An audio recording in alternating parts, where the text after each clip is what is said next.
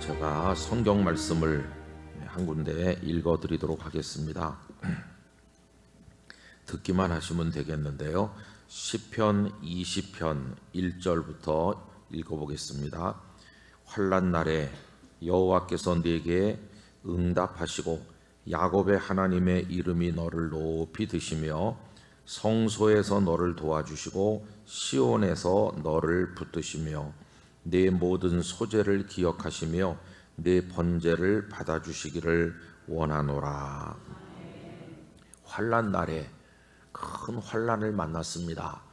이 시는 다윗의 시입니다. 다윗이 경험한 환난은 성도님들이 아시는 것처럼 이루다 말할 수 없는 환난입니다.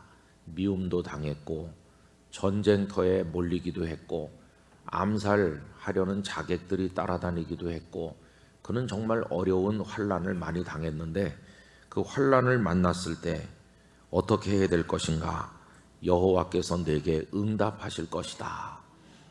누구도 도움이 안 되고 믿을 수 없는 상황에서 유일하게 의지할 수 있는 분은 하나님 한 분뿐이심을 다윗은 알고 있었습니다. 그래서 하나님 어디서 도와주시나? 성소에서 너를 도와주시고 시온에서 너를 붙드신다. 여러분, 성소는 하나님의 임재가 있는 장소입니다. 또 시온은 하나님의 집을 의미하는 것입니다. 그런데 다윗이 살고 있을 때는 아직 예루살렘 성전이 없었을 때입니다. 또 이 시가 그가 왕이 되기 전이라고 한다면 하나님의 언약궤를 모시는 그 시설이 다윗성 안에 준비되기 훨씬 전입니다. 여기 성소나 시온은 대단히 포괄적 의미라고 말할 수 있는데 하나님의 은혜를 구하는 모든 곳, 하나님 앞에 엎드려 눈물로 기도하는 모든 곳이 성소가 되고 시온이 되는 것입니다. 우리 성도님들이 어느 곳에 있든지 하나님을 기억하며 주여 이렇게 부를 때, 아버지 하고 간구할 때 거기가 여러분의 성소인 줄로 믿습니다. 하나님은 거기서 응답하시고 도와주신다고 하면서 네 모든 소재를 기억하시며 네 번제를 받아주시기를 원하노라. 칼날에 쫓기는 사람이 어디에 가서 평안하게 소재와 번제를 드릴 수 있겠습니까? 그럼에도 불구하고 쫓기는 중에라도 하나님을 기억하고 위기 속에라도 하나님을 의지하고 화살이 비오도 쏟아지는 곳에서도 하나님을 부르며 감사하면 거기가 바로 예배 자리가 되는 것입니다. 하나님은 그 속에서 도와주실 것이다. 도와주실 뿐만 아니라 야곱의 하나님의 이름이 너를 높이 드신다. 위기에서 건져주실 뿐만 아니라 존귀하게 하신다. 이게 다윗의 신앙 고백입니다. 여러분, 어제 저녁에 우리 다 오른손 마른 사람과 같다 하는 말씀을 드렸고요. 그런데 그 사람이 거기에 있었다. 자포자기하고 집에 있고 떠돌아다니는 것이 아니라 사람들이 환영하든 환영하지 않든 성소, 그의 성소가 그 회당이었는데 거기에 있었다는 겁니다. 그가 거기 있었기 때문에 예수님을 만날 수 있었던 것입니다. 우리 용문교회 성도 여러분, 아무리 어렵고 힘들어도 거기에 계시기 바랍니다. 은혜가 임하는 곳에 머물러 계셔야 됩니다. 언제까지? 끝까지 그렇게 하셔야 합니다. 제 친구가 있었는데요. 같이 중고등학교 시절 성장했습니다. 그때만 해도 입시가 아주 어려운 문제고 지금도 마찬가지긴 합니다만은 저희 때는 고등학교도 추첨이 아니고 시험 쳐서 들어갔던 때고 그 다음에 대학도 또 시험 쳐서 들어가는 때인데 입시 시즌이 돌아와서 학생들이 다 제각기 응시를 했고 그리고 떨어지는 학생, 붙는 학생 뭐 이렇게 이제 나오던 그런 때입니다. 주일 예배 시간이 되었습니다. 강단 위에 이렇게 성도들이 헌금 봉투가 쭉 올라와 쌓였습니다. 목사님께서 하나하나 읽어주던 때입니다. 홍길동 뭐 이렇게 감사헌금, 또 박길동 이런 눈물의 기도 제목, 올렸습니다 하고 일일이 다 읽어줘요. 발표가 나던 때이기 때문에 어떤 장로님 손자 대학에 합격해서 감사헌금 바쳤습니다. 그럼 성도들이 박수도 치고, 그러다가 어떤 헌금 봉투를 보더니 목사님이 잠깐 멈췄습니다. 한참을 멈추고 계시다가 이렇게 읽었습니다. 하나님, 제가 나가려고 하는 문을 닫으셨죠. 그렇지만 저는 하나님을 원망하지 않습니다. 좋으신 하나님께서는 저를 잘 아시고 더 크고 넓은 길로 인도하시려고, 새로운 문을 열어주시려고 준비하시는 줄로 믿고 감사드립니다. 그리고 제 친구 이름이 거기 적혀 있는 거예요. 그 친구는 떨어졌거든요. 낙방했거든요. 여러분, 떨어지면 교회도 안 옵니다. 낙심돼 가지고. 더군다나 그 친구는 아버지 어머니가 뭐 교회 집사님, 권사님 그런 것도 아니고 아무도 믿지 않는 집에서 혼자 다니는 친구입니다. 교회가 오고 싶겠습니까? 집안에서 욕을 얻어 먹어가면서 중고등학교를 다녔는데, 교회를, 중고등부를. 그런데 보기 좋게 낙방해가지고 오겠습니까? 그 친구가 응시했던 대학은 그래도 서울에서 명문대학이라고 하는 대학인데 낙방한 거죠. 그런데 그 친구의 고백은, 내가 나가려고 하는 문을 하나님께서 닫으셨지만 하나님 원망하지 않아요. 왜냐하면 더 넓고 좋은 길로 인도하시려고 새 문을 준비하시는 줄로 믿기 때문이라는 거예요. 그러면서 감사헌금을 드리는, 감사헌금을 그 상황에서 감사했어요. 그리고 그 친구가 재수를 시작했어요. 그런데 그 교회 아침 7시에 일부 예배가 있습니다. 이제 고등부는 졸업했으니까 고등부에는 더 가는 게 아니고 이제 일반 성도들과 함께 예배를 드리는데, 일부 예배, 그 예배당이 오래돼서 마루 바닥이 있는 옛날 일제시대 때 지은 예배당이라 마루에 기름칠을 해가지고 묘한 냄새도 나는 그런 교회고, 장의자가 쭉 있는데 아무리 발소리를 죽여서 들여와도 삐그덕삐그덕 소리가 나는 그런 예배당입니다. 근데 그 친구는 햇빛이 비쳐 들어오는 창가에 맨 앞에 요 가장자리 자리, 저 세 번째쯤 자리에 딱 앉아서 늘 일부 예배 하나님 앞에 올렸습니다. 단 한 주도 빠짐없이 일부 예배 와서 예배 드리고 하나님께서 열어주실 문을 기대하면서 하나님을 의지했습니다. 여러분, 제 친구지만 참 존경스러운 생각이 들었습니다. 저야 뭐 아버지가 장로고 어머니가 권사니까 집안에서 다 이렇게 해줘가지고 어렸을 때부터 교회를 다닌 거고, 그 친구는 아무도 믿지 않는 집안에서 구박받아가면서 다니는 건데, 야, 저 속에 믿음이 있다. 합격한 것도 아니고 낙방해가지고 지금 절망 중에 있는데도 감사헌금 바치고 그 앞자리, 예배 자리, 그게 제 친구의 거기인 거예요. 거기 있어요. 거기 늘. 그래가지고 재수를 쫙 마쳤어요. 그 다음에 어떻게 됐을까요? 여기 다윗의 고백이, 하나님께서 높이 드신다고 그랬잖아요. 정말 높이 드셨어요. 그 친구. 그 전에 쳐서 떨어졌던 그 대학에 다시 쳐서 붙은 게 아니고요. 그 대학보다 훨씬 좋다는, 우리나라의 최고 좋다는 서울대학교 쑥 들어갔어요. 더 넓은 문을, 새 문을 열어주셨어요. 기도대로 됐어요. 그리고 대학의 교수가 돼서 잘 봉사하고 이제는 은퇴했어요. 나이가 돼서. 여러분, 저는 그 재윤이라는 친구의 인생을 생각해 봅니다. 그리고 교회에서는 기둥 같은 훌륭한 주님의 사람이 됐어요. 얼마나 멋집니까? 여러분, 그 앞에서 세 번째 자리, 아침 햇살이 비쳐 들어오는 창가 그 자리가 내 친구의 평생을 지켜주는 거기가 된 거예요. 그 입시 때만 그런 위기가 있었을까요? 그 이후에 결혼하고 애들을 키우고 교수로 자기 사명을 다하고 살아가는 과정에 얼마나 많은 굴곡과 위기가 있었겠어요.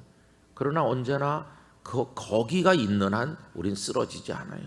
하나님의 은혜의 자리가 있는 한. 그래서 여러분, 우리도 늘 오른손 마른 사람, 아니 온몸이 다 마른 사람이라 할지라도 거기에 있으면 하나님의 은혜를 얻게 될 것입니다. 자, 그러면 이렇게 은혜를 받는 게 그렇게 하기만 하면 되는 건가? 그렇게 또 쉽진 않아요. 왜냐하면 우리가 은혜를 받지 못하도록 집요하게 방해하는 세력이 있는 거예요. 그게 누굴까요? 사탄입니다. 사탄이 제일 싫어하는 것은 우리가 은혜 받고 존귀한 하나님의 사람 되는 거, 사탄은 너무너무 싫어하는 거예요. 여기도 지금 사단의 앞잡이처럼 이 오른손 마른 사람이 예수님을 통해서 은혜를 입을까 봐 걱정하고 그게 싫어서 째려보는 사람이 있는 거예요. 여러분, 오늘 읽은 말씀 7절, 서기관과 바리새인들이 예수를 고발할 증거를 찾으려 하여 안식일에 병을 고치시는가 엿보니, 엿본다는 말은 따뜻한 눈으로 이렇게 보는 게 아니에요. 한번 해보실래요? 째려보는 거. 그렇게 지금 보는 거예요. 이미 이 사람들도 알고 있어요. 평소에 예수님께서 연약한 자를 불쌍히 여기신다, 절망한 사람들을 일으켜 세우신다는 거 다 알고 있어요. 근데 자기네 회당에 오른손 말라서 인생이 마비된 사람을 벌써 다 알고 있잖아요. 저 예수가 오늘 우리 회당에 왔네? 그러면 딱 그들이 벌써 마음속에 스쳐 지나가는 게, 아, 저 사람, 저 구석에 쪼그리고 있는 저 오른손 마른 저 사람, 저 예수가 그냥 지나가겠어? 그냥 가겠어? 틀림없이 저 사람을 오늘 고치고 갈 거다. 이걸 그 사람들도 아는 거예요. 그런데 속으로는 잘 됐다고 생각하는 거예요. 왜냐하면 그날이 무슨 날입니까? 안식일이거든요. 안식일은 아무것도 하지 않는 날, 이렇게 생각되고 있어요. 여러분, 안식일이 아무것도 하지 않는 날이 맞습니까? 아닙니다. 어떻게 생각해 보면 일하지 말라고 그랬으니까 아무것도 하지 않는 날인 것 같지만 오히려 그날은 하나님을 높이는 날입니다. 하나님 기뻐하시는 일을 해야 되는 날이거든요. 내 욕망을 위해서 더러운 일을 하지 말라는 거지, 하나님의 영광을 위해서 더 적극적으로 해야 될 날 아니에요. 그게 경배하고 찬양하고 선을 행하는 것인데, 유대 사람들은 이게 고착된 율법주의에서는 아무것도 하면 안 되는 날로 돼 있어요. 여러분, 그날 하지 않아야 될 게 뭔지 제가 한번 알려드려 볼게요. 이 사람들이 안식일에 해서는 안 되는 거 39가지를 미시나라는 곳에 적어놨어요. 첫째, 바느질 하면 안 됩니다. 바느질. 주일날 아침에 교회 올라고 옷 입다가 떨어지면 터진 채로 그냥 오세요. 바느질 하면 안 된다니까요. 바느질. 그 다음에 밭 가는 일, 그런 거에 당연히 안 되죠. 농작물 거두는 거, 곡식단을 묶고 타작하고 까부리는 거, 이런 건 당연히 안 되는 거고. 자, 그 다음에 더 이제 조금 불편한 게 뭐냐 하면은 빵을 만들면 안 됩니다. 반죽을 해도 안 되고 빵을 만들어도 안 되고, 그 다음에 목축을 많이 하니까 양이나 염소 돌보는 거, 그런 거 당연히 안 되고, 그 다음에 이런 것도 있어요. 2개의 실을 푸는 일, 묶는 일, 이런 것도 하면 안 돼요. 그 다음에 더 어려운 거 뭐냐면은 글자를 2개 쓰면 안 돼요. 알파벳을 2개를 쓰면 안 돼요. 그러니까 한 글자만 써야지. 그것도 참 웃기는 겁니다. 글자를 쓰지 말라 그래야죠, 그죠? 사실은. 근데 한 글자는 되고 2글자는 안 된다. 이거 얼마나 이상한 규정입니까? 그러면 이렇게 하면 되죠. 내가 강자를 쓰고 싶다 그러면 내가 기역을 쓰고, 너 와서 아를 써라. 넌 동그라미 쓰고, 그러면은 아무도 죄를 짓지 않고도 할 일을 다 하는 거예요. 이렇게 빠져나갈 구멍을 만드는 거예요. 그 다음에 2글자를 쓰려고 하는데 그게 이미 글자가 있으면 그걸 지우고 써야 될 거 아니겠어요? 그걸 지워야 그 위에 쓸 수 있으면 그 2글자를 지우면 그것도 죄가 돼요. 근데 그것도 한 글자를 지우는 건 죄가 아니니까 아까처럼 하면 되는 거예요. 그죠? 참 별게 다 있어요. 그 다음에 불을 끄면 안 됩니다. 이건 좀 심각하죠. 지금 불이 이렇게 막 일어나는데 그걸 꺼야 안전할 거 아니겠어요? 근데 불을 끄는 일도 안 되고 불을 켜도 안 되고 이런 게 여러분 쭉 있는데 그 중에 뭐가 있냐면요. 오늘 말씀과 관련해 가지고 보면 아픈 사람을 고치면 안 됩니다. 그거는 치료 행위가 돼서 일이 되는 거예요. 그런데 안식일 전에 막 열이 펄펄 나고 막 온몸이 쑤시고 그런 환자가 있을 때 이 사람에게 뭐 이렇게 도움이 될 만한 치료 행위를 해서 이게 열이 내리고 호전되면 그게 죄를 짓는 거예요. 그러니까 뭐만 가능하냐 하면은 그 상태가 유지되게만 해야 돼요. 유지되게. 그 열이 펄펄 나는 사람에게 해열제를 주고 뭐 이렇게 하는데 여러분 그렇게 하다가 열이 내리는 것 같으면 얼른 관둬야 돼요. 계속하면 그게 죄가 되기 때문에 얼마나 황당무계한. 그래서 저는 가끔 유대인으로 나지 않은 게 감사해요. 우리 옛날에도 우리 한국에도 주일날에는 뭐 사 먹지 말아라, 주일날에는 뭐 하지 말아라 그런 게 있었습니다. 저 어렸을 때만 해도 그런 게 상당히 엄격했어요.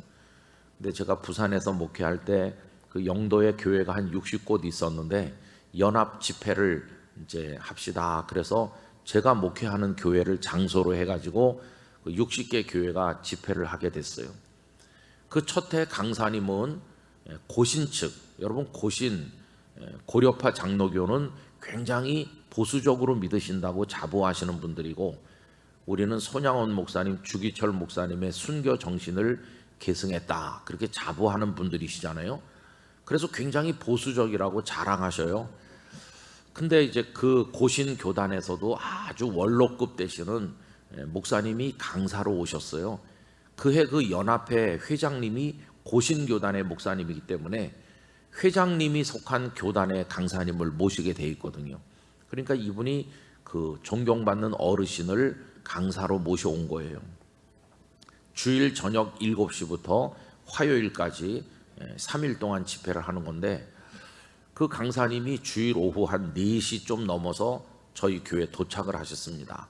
그래서 장소 교회 목사인 저와 그 연합회 회장인 그 고신교단의 목사님과 또 강사님으로 오신 분과 다른 분 한두 분 이렇게 차를 마시면서 담소를 나눴어요. 근데 저는 마음속에 근심되는 게 저녁 시간이 다가오는데 이 강사님 저녁 대접을 어떡하지 이렇게 생각했어요. 근데 그 회장 목사님이 강사님을 모셔왔고 저는 이 강사님을 그날 처음 뵙는 거고 전혀 모르죠 뭐. 그리고 회장 목사님이 이제 어떻게 할 거다 이렇게 생각을 하는데 회장 목사님이 갑자기 자리를 털고 일어나면서 김 목사 내가 교회 좀 갔다 와야 될 일이 있으니까 강사님 좀 대접해. 그러면서 쓱 가는 거예요. 아니 그럼 어떻게 하라고? 난감하잖아요. 저는 그때 나이가 40대 초반이고 그 강사님은 80이 넘거나 하여튼 그 정도 되셨어요. 새카만 어른이신데 그날 처음 뵙는 분이고 할 말도 없고 뭐 공동의 관심사가 있어야 대화를 할 텐데 난생 처음 보니까 그 목사님도 가만히 계시고 저도 뭐 엿줄 말도 없고 할 말은 아까 다 했어요. 오신다고 수고하셨습니다. 피곤하시죠? 그런 말은 아까 다 했기 때문에 또 할 말도 없고 그리고 멀뚱멀뚱하고 있는데 시간이 자꾸 흘러가잖아요. 어떡하지? 그래서 제가 아무 생각 없이 목사님 저녁 시간이 멀지 않았는데 제가 식사 대접하겠습니다. 요 어디 가면은 좋은 레스토랑이 있습니다. 이렇게 하니까 그분이 갑자기 소리를 빽 지르면서 이 거룩한 주일에 사 먹자는 말이냐? 와 이거 그래 제가 충격받았어요. 나는 타락한 통합 목사고 이분 거룩한 고신 목사님이시다. 그럼 어떻게 해요? 화를 내시면서 사 먹는 데는 차라리 굶고 말겠다 이렇게 하는. 그래서 제가 나가서 기도실에 있던 권사님들한테 빨리 좀 밥하고 국 끓이고 찌개 끓이고 저녁밥 좀 차려가지고 교회에서 대접하자. 그래가지고 권사님들이 막 불이 나게 움직여가지고 이렇게 저녁 식사를 차려서 교회에서 대접하니까 잘 먹었다고 하셨어요. 근데 나중에 권사님들이 저한테 이렇게 말했어요. 우리가 나가서 두부도 사오고 고기도 사오고 그랬는데 우리는 죄 짓고 목사님은 죄 안 짓고.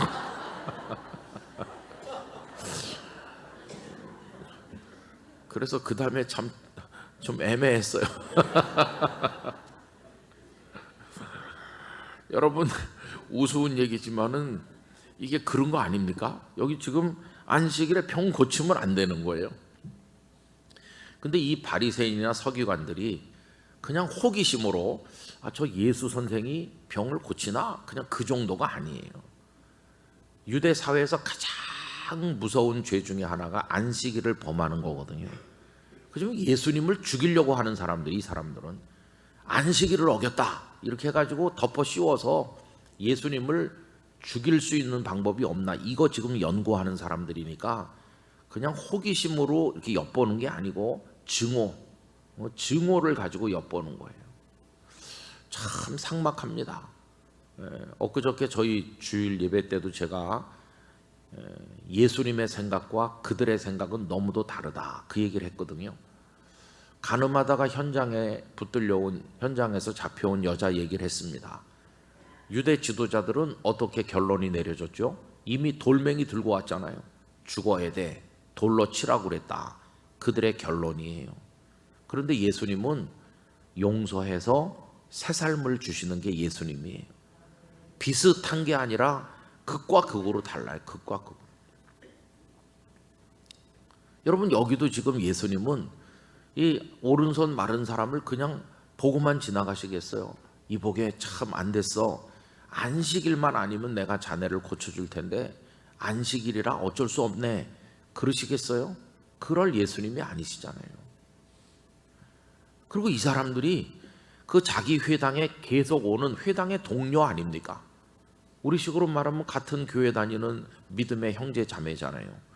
그러면 누가 아프대, 누가 가정에 어려운 일이 있대 그러면 눈물로 사랑으로 기도해주고 안타까워해주고 그렇게 하는 게 당연한 거 아닙니까? 근데 이 서기관 바리새인들은 그 사람이 손이 말라가지고 인생이 고통 중에 있다는 거 아무것도 안중에 없어요. 그 사람이 뭐 그렇든 말든 관심조차 없어요. 상식적으로 한다면 예수님께 부탁해야 돼요. 잘 오셨습니다. 저기 저 사람이 지금 오랫동안 저런데 저 사람을 좀 낫게 해주세요. 이렇게 먼저 부탁을 했어야 될 이 사람들이 고치시는가 보자 하고 엿보고 있으니 악해도 너무 악하잖아요. 이 사람을 불쌍히 여기는 마음이 하나도 없어요. 하나도. 바깥에 나가면 바리새인임네 서기관임네 하고 행세하고 사람들에게 존경받는 그 자들이 그 가슴 속은 썩을 대로 썩어서 사랑도 없고 인정도 없고 아무것도 없는 거예요. 무서운 죽은 종교의 모습을 보여주는 거죠.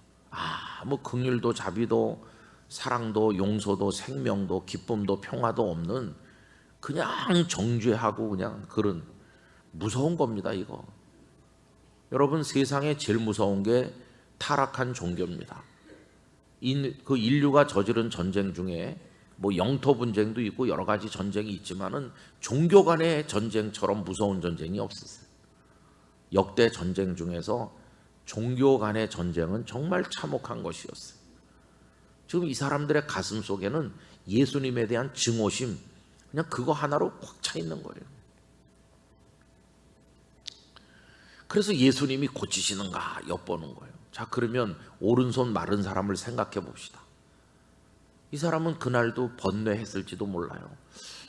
회당에 가야 되나?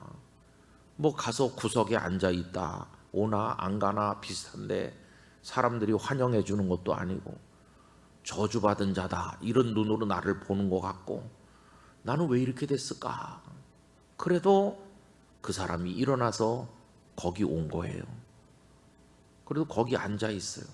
그러고 있는데 갑자기 왁자지껄하더니 바깥에서 사람들이 쑥 들어오는데 보니까 그 예수님이 들어오는 거예요. 얼마나 이 사람의 마음이 뛰었겠습니까? 들었잖아요, 소문을. 저 예수님이 가는 곳마다 불쌍히 여기시고 사랑하셔서 병든 자를 고치고 귀신을 쫓아낸다는 거를 이 사람도 들어서 알고 있는 거예요. 야, 내가 예수님을 만나다니. 그 가슴 속에 막 거룩한 흥분이 생기고 오늘 내가 새롭게 될 수 있겠구나 하는 기대가 막 차오르고 얼마나 가슴이 뛰었겠어요. 저분이 나를 쳐다봐 주신다면 내가 오늘 은혜를 입지 않겠나. 아마 설렘과 기대로 그 사람이 흥분했을 거예요. 얼마나 간절하게 예수님을 바라봤겠습니까? 간절한 눈으로 예수님이 자신을 한번 돌아봐 주기를 바라는 마음으로 얼마나 사모하는 눈빛으로 바라봤겠어요. 그 마음에 기대가 막 차오르는데, 그런데 여러분 갑자기 냉기가 느껴졌을 거예요. 왜냐하면 자기만 예수님을 바라보는 게 아니라는 걸 알게 된 것이에요. 저 앞자리에 앉아있는 그 거만하고 위세가 등등한 서기관과 바리새인들이 쫙 보고 있다는 것을 알게 된 거예요. 여러분, 바리새인은, 우리는 그냥 바리새인 그러지만 예수님 당시의 바리새인은 대단한 사람들입니다. 어떤 학자는 그 팔레스틴 그 땅에 인구를 최고로 많이 잡으면 100만 명, 적게 잡으면 한 50만 명, 저 갈릴리에서부터 여기 유다 예루살렘까지 살고 있었을 거다, 이렇게 추정을 했어요. 근데 좀 정확한 것은 그 당시 로마 제국의 인구, 로마 제국 인구 전체가 한 5,500만 됐을 거라고 그래요. 지금 우리나라 인구랑 비슷해요. 로마 제국 전체 인구가. 그 중에서 예수님이 사시던 팔레스틴 인구가 한 50만에서 100만 정도로 추정하는 거죠. 그러면 예루살렘의 평상시 상주 인구는 얼마였을까? 이것도 뭐 근거가 희박하니까 학자들이 추정하는데 편차가 커요. 어떤 사람은 한 2만 명, 어떤 사람은 한 7, 8만 명 정도는 평소에 살았을 거다, 뭐 그렇게 얘기해요. 그런데 그 중에 뭐도 있냐면 그 당시 바리새인이 몇 명이었을까? 제가 상당히 그 분야에 권위가 있다는 어떤 학자의 글을 읽어보니까 예수님 당시에 바리새인이 한 6천 명에서 8천 명 정도 됐을 거다, 그렇게 추정하는 거예요. 그러니까 여러분 100만 명이라고 칩시다. 그럼 100만 명에서 바리새인이 10,000명이라고 치면은 100명 중에 한 명인 셈이죠. 100명 중에. 그러니까 한 6천 명이라고 그러면은 더 희귀한 거고. 그러니까 바리새인이 흔한 게 아니에요. 상당히 많은 사람이 모인 중에 한 사람꼴로 바리새인이 있어요. 그리고 이 바리새인은 아주 그 율법을 지키고 사는 게 철저한 사람이에요. 예수님께서 바리새인들을 책망하시면서 화 있을진저 너희 외식하는 서기관과 바리새인들이여, 이렇게 마태복음 23장에서 책망하실 때 보면은 이런 대목이 있어요. 너희가 박하와 회향과 근체의 11조는 드리면서, 이렇게 책망하셔요. 여러분, 박하와 회향과 근체는 말하자면 향신료 같은 거고 아주 부스러기 수입이라고 말할 수 있습니다. 우리도 11조 예물을 드리잖아요. 그럼 여러분 11조를 어떻게 드리시나요? 거의 대부분이 99%의 성도들은 이렇게 할 거예요. 내가 한 달에 100만 원 수입이 있었다. 그러면 그 중에 10만 원 드리면 난 11조 했어, 그렇게 말할 거예요. 그러시죠? 근데 그 바리새인들이 보면 그건 11조도 아니에요. 형편없는 11조입니다. 그거는. 왜 그러냐 하면은 부스러기에 대한 11조는 안 하고 있으니까요. 한 달에 100만 원 받으니까 10만 원. 이거는 온전한 11조가 아니에요. 온전한 11조를 하려면 어떻게 해야 되냐 하면은, 오늘 낮에 직장에 갔는데 동료가 식당에 가서 순두부찌개 먹고 10,000원을 내 대신 내줬다. 그러면 그거 1,000원 그 메모했다 바치셔야 되는 거예요. 여러분 그런 거에 대한 11조 하시나요? 그런 건 안 하죠, 그죠? 그 다음에 누가 명절에 누가 집안 어른이 상품권 10만 원짜리 하나 줬다. 그럼 그거 10,000원 11조 바치시나요? 아마 그런 거엔 11조 안 할걸요. 누가 선물 하나 줬다.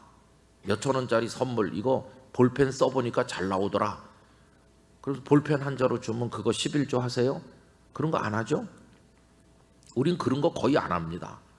그런데 바리새인들은 그런 거에 대한 11조도 한 사람들이라는 거예요. 얼마나 철저합니까? 아마 여기 바리새인 될 만한 사람이 없을 거예요. 바리새인 되려면 보통 사람은 안 되는 거예요. 그 정도로 철저하게 하나님의 율법을 지킨다고 노력한 사람들이 바리새인인 거예요. 그러니까 보통 유대인들은 바리새인들이 이렇게 길거리에 지나가면요, 그냥 멀뚱히 쳐다보는 게 아닙니다. 바리새인이 지나가면 땅바닥에 엎드려서 이마를 땅에 대고 절도 하고 그랬다고 그래요. 바리새인은 하늘같이 높이는 거예요. 그 다음에 서기관은 더 대단한 사람들이죠. 율법을 연구해서 사람들에게 가르치고 하는 이 서기관 집단은요, 유대 정신을 이끌어가는 최고위층, 말하자면 그들의 영적 세계, 정신적 세계를 만들어가는 사람들이라고 하늘같이 존경했어요. 그런 사람이 지금 회당에 있는 거예요. 서기관과 바리새인들이 째려보는 거예요. 저 예수가 안식일 규정을 어기고 저 손 마른 사람 고치나 좀 보자, 이렇게 하고 있는 거예요. 그냥 보통 사람들이 엿보아도 마음에 부담이 될 텐데, 어휴, 오늘 안식일인데 큰일 났구나, 저 예수님이 날 고치겠나, 안식일인데 그냥 가시겠지, 이럴 텐데, 엿보는 사람이 보통 사람도 아니고 서기관들과 바리새인들이 엿보고 있으면, 이러고 있으면 이 사람 무슨 생각하겠어요? 다 틀렸다.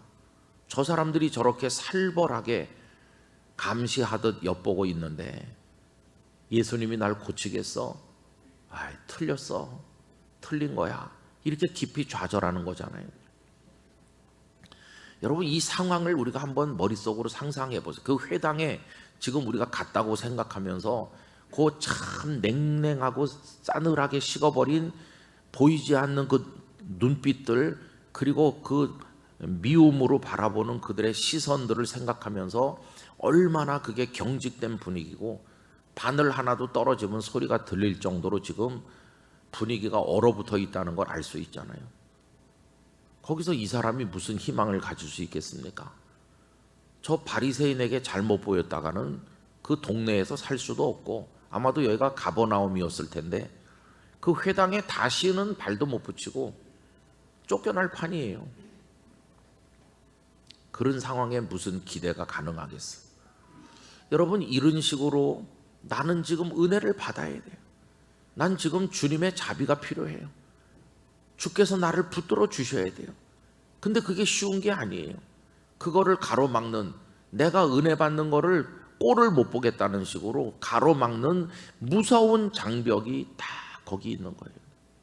많은 그리스도인들이 은혜를 받으려고 하다가 그 장벽 앞에 겁에 질리고 좌절하고 중간에 포기하고 그냥 모든 게 다 무너져 내리는, 그 장벽을 넘지를 못해. 상황이 더 어려워져요. 예수님이 오셔서 그런 기대를 가지지 않았을 때는 그저 뭐 나는 이렇게 사는 거지 하고 자포자기 했었는데, 큰 기대를 가졌다가 좌절되면 마음이 더 어려워지는 거예요. 더 깊은 절망에 빠지게 돼요. 지금 그 사람이 그런 상황 속에 거하게 된 것입니다. 그런데 여러분, 그러면 바리새인들과 서기관 때문에 모든 게 다 좌절되고 끝나는 것일까요?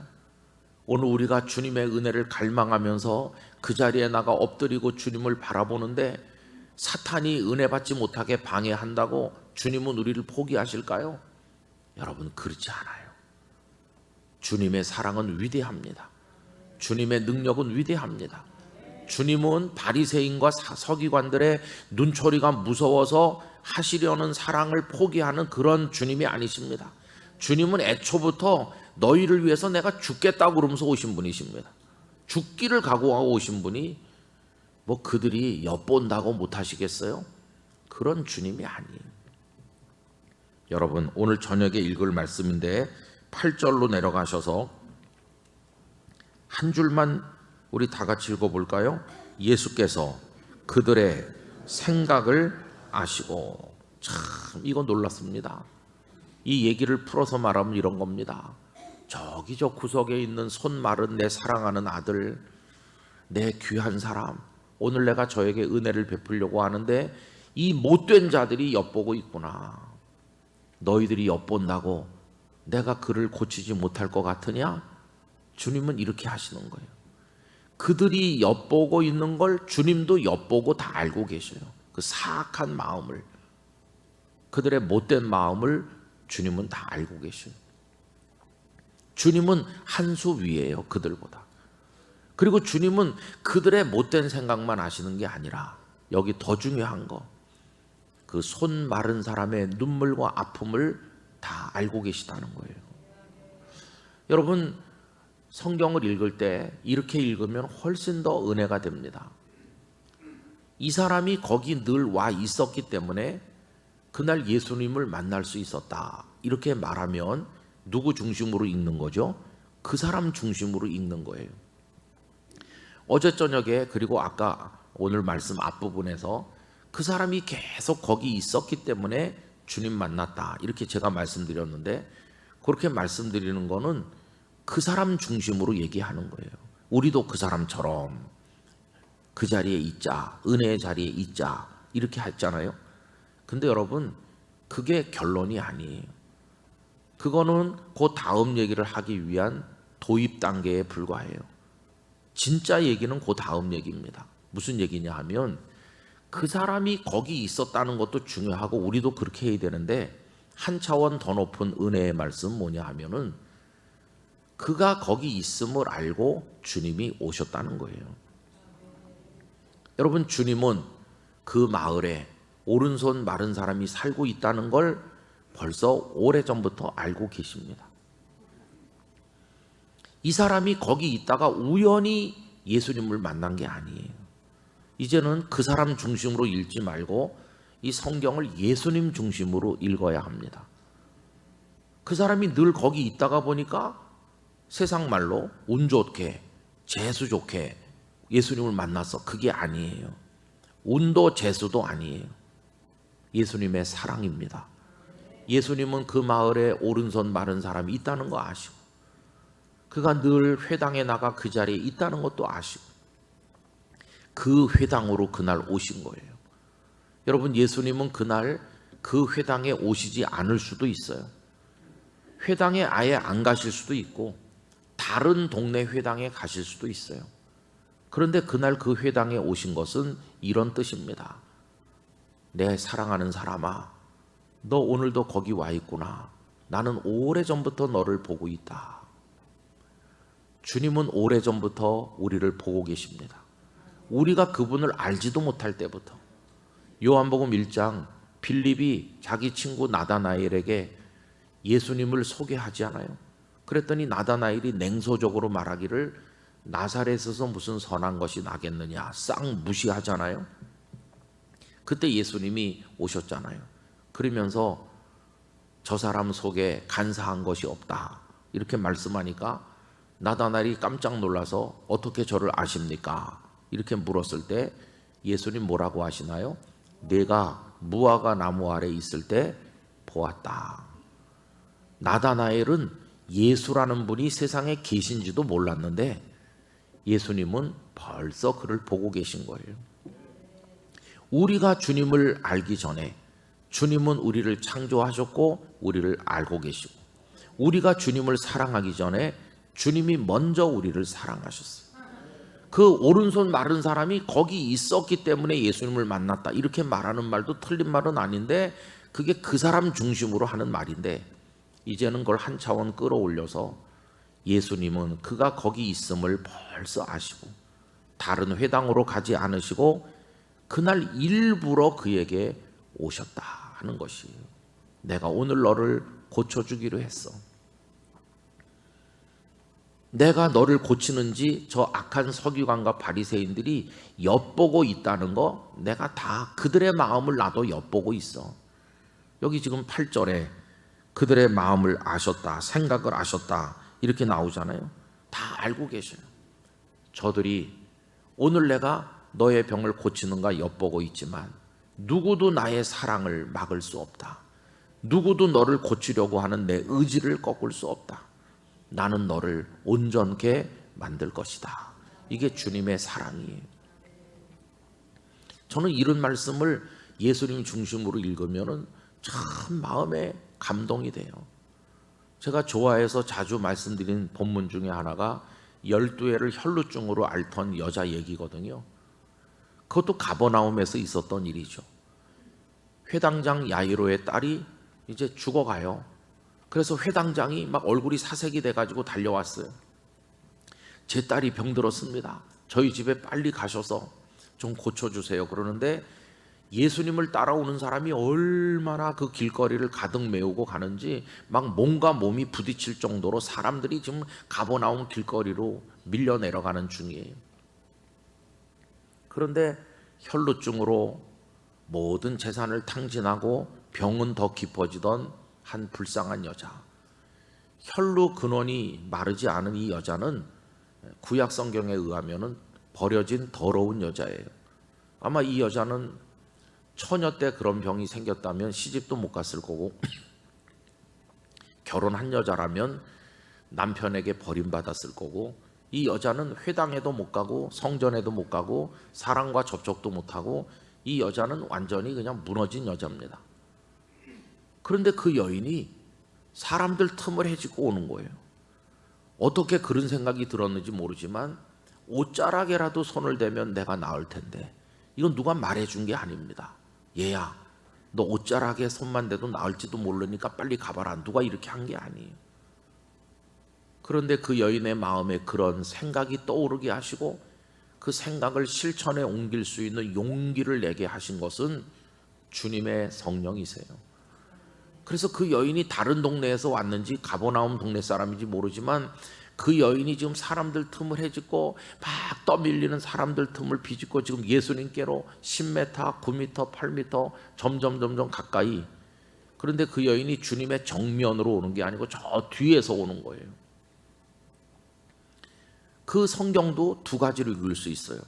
그 여인 중심으로 읽으면 그 여인이 용기를 냈다, 집에서 벌떡 일어났다, 그 여인이 예수님을 향해 달려왔다, 그리고 옷에 손을 댔다, 이렇게 할 수 있어요. 근데 저는 그 말씀을 예수님 주도적으로 읽고 싶습니다. 예수님이 그날 그 길거리를 걸어서 내려가신 것은 겉으로 보면 회당장 야이로의 집에 가기 위함이지만 속으로 보면 예수님은 그 길거리를 걸으면서 그 여인을 기다리고 계셨다. 사랑하는 딸아, 빨리 집 밖으로 나와라. 내가 이 길거리 너희 집에서 멀지 않은 곳으로 가고 있어. 너 나오길 기다리고 있어. 그래, 빨리 나와라. 그래, 네가 나한테 가까이 오는구나. 어서 더 가까이 와서 내 옷자락에 손을 대라. 주님은 마치 눈이 뒤에 있으신 것처럼 다 보고 계신 거예요. 그 여인이 손을 내밀어서 옷자락에 손을 대는 순간 우연히 병이 나은 게 아니라 주님은 그 때를 기다려서 즉시 낫게 하신 거예요. 손을 대니 병이 나았다. 그럼 여러분, 우린 다 그 옷을 믿어야 돼요. 옷을. 근데 그게 아니에요. 주님은 그 여인의 손이 옷자락에 닿는 걸 보고 계셨고 옷자락을 잡는 그 순간 그 여인을 주님의 의지로, 사랑으로 치료하신 거예요. 그리고는 주님이 고쳐줬으니 이제 볼일 다 본 거 아니에요? 그 여인에게 해줄 거 다 해줬으면 회당장 야이로의 집으로 빨리 가셔야 되는데 이게 웬일입니까? 멈춰 서셨어요. 멈춰 서셔. 그리고는 물어보시는 거예요. 누가 내 옷에, 몸에 손을 댔느냐?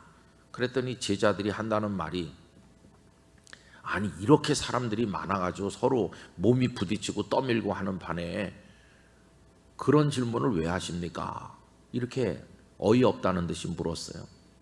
주님도 그걸 왜 모르시겠어요? 사람들이 이렇게 많고 막 몸이 부딪히고. 근데 왜 걸음을 멈추셨으며 왜 그런 질문했을까요? 참 주님이 좋은 분입니다. 예수님 당신의 등 뒤에 있는 그 여인을 당신의 앞으로 오게 하려고 하는 거예요. 뒤에 있지 말아라 내 딸아. 네가 잘못한 게 뭐가 있다고 내 등 뒤에 숨느냐. 내 앞으로 와라. 그 여인이 주님이 그렇게 말씀하니까 숨길 수 없음을 알았어요. 왜냐하면 즉각적으로 자신의 병이 나은 걸 알았거든요. 병이 나은 걸 알았기 때문에 아, 이분이 알고 계시구나. 숨길 수 없음을 알고 예수님 앞으로 왔어요. 여러분, 우리 주님은 우리를 등 뒤에 두고 싶어 하지 않으십니다. 우리를 앞에 두고 보고 싶어 하셔요. 내가 널 좀 보자. 그 여인을 가만히 들여다보셨을 거예요. 그 여인의 얼굴에 눈물이 덮여 있고 감격해서 어쩔 줄 모르고 흐느껴 울었을 거예요.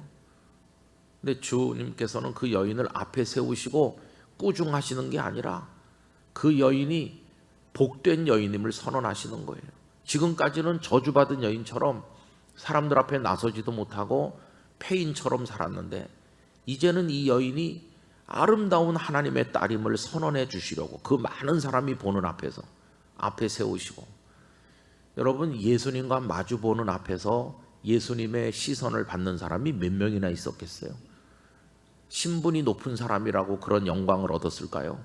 정말 보잘것없는 그 딸을 주님은 앞에 세우시고 그리고 말씀했습니다. 내 딸아, 내 믿음이 너를 구원하였으니 평안히 가라. 그녀를 한없이 높여주셨어요. 이제는 더 이상 추한 여자도 버려진 여자도 저주받은 여자도 아니고 구원받은 내 딸이다. 그렇게 선언해 주신 것이에요. 그리고 예수님은 회당장의 집으로 가셨어요. 그 다음 얘기는 성경에 없습니다. 그래도 저는 늘 이런 생각이 들어요.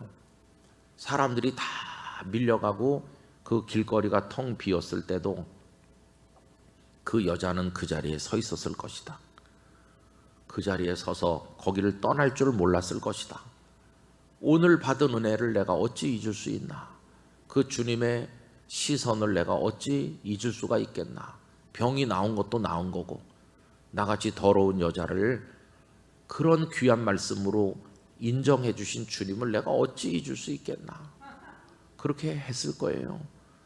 그리고 또 이런 생각도 했어요. 그 여인이 먼데 사는지 가까운 데 사는지 모르지만 매일같이 거기 와서 그 길거리에 서 있었을 거다.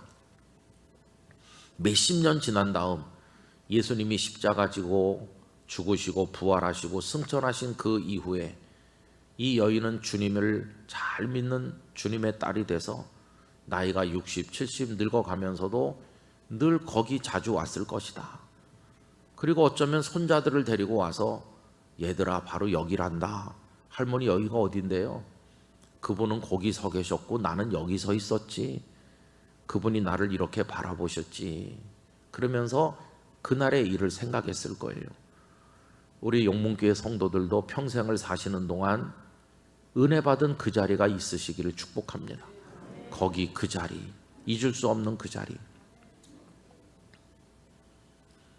그러니까 그 여자 얘기도 그 여인이 예수님께 왔기 때문에 병이 나았다. 그건 그 여자 중심으로 읽는 거고, 주님 중심으로 읽으면 주님은 그 여인이 오기를 기다리고 계셨고 그 여인이 손대는 것도 알고 계셨고 그렇게 하도록 그 여인의 마음에 감동을 주셨고 은혜를 베푸셨다. 이게 예수님 주도적으로 성경을 읽는 거거든요. 여기 지금 손 마른 사람도 똑같아요. 그 사람이 늘 거기 와서 있었기 때문에 운 좋게 예수님을 만나서, 그게 아니고 더 바르게 말한다면 그가 거기 있기 때문에 주님은 그에게 오신 것이에요. 바리새인들과 서기관들이 엿보든 어떻든 난 널 사랑한다. 오늘 내가 너의 손을 펴게 해줄 것이다. 그래서 여러분, 내가 지금 어려운 지경에 있고 은혜를 받으려고 사모하는데 서기관과 바리새인보다 더 무서운 은혜를 못 받게 하는 장벽이 가로막혀 있으면 내 심정이 어떤 심정이 될까요? 완전히 절망해가지고 저 깊은 나락에 떨어지는 듯, 나 이제 은혜는 틀렸구나, 그렇게 절망하게 돼요.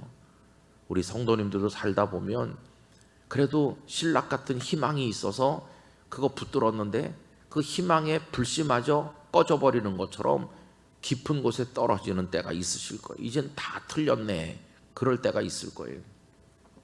그러나 여러분, 주님께서 끝났다고 하기 전까지는 끝난 게 아닙니다. 우리는 종결을 선언하면 안 돼요. 게임 끝에 휘슬을 불 수 있는 권한은 선수에게 있는 게 아니라 주심에게 있는 것처럼, 주심의 호각 소리가 나기 전까지는 계속 공을 차야 되는 것처럼 주님이 끝났다고 하기 전까지는 아직 게임 종료가 아니에요. 아무리 절망 속에서도 여러분 희망을 붙들어야 돼요.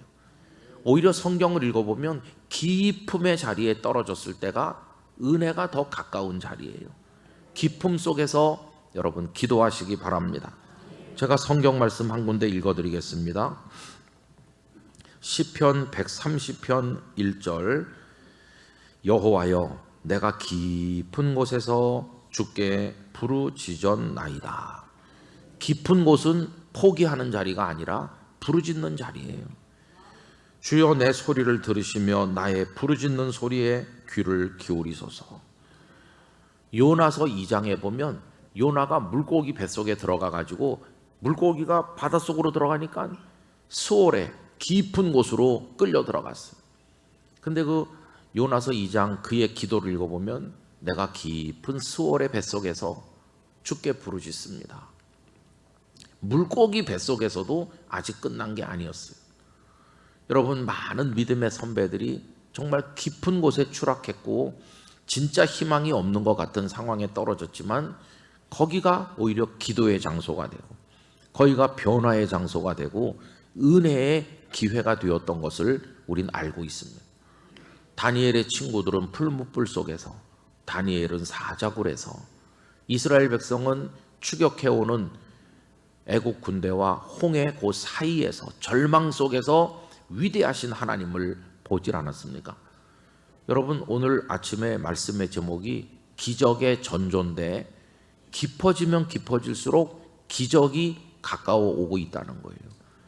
나를 방해하는 사탄의 세력이 세지면 세질수록 은혜의 새벽이 다가오고 있다는 증거예요.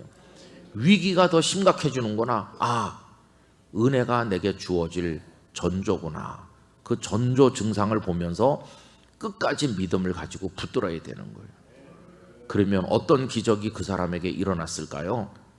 그거는 이제 3부작이 오늘 저녁에 세 번째 시간에 말씀을 드리도록 하겠습니다.